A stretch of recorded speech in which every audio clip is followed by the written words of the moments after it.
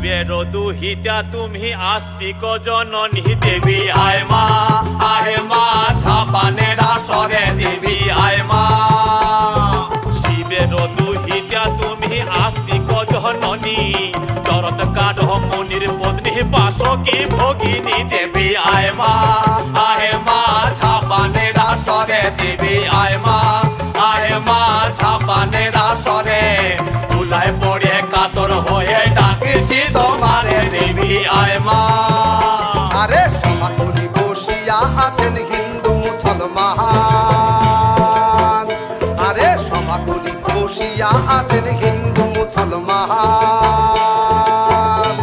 আরে তোমার চরণে অথম আমি জানাইলাম সালাম, তোমার চরণে অথম আমি জানাইলাম প্রণাম।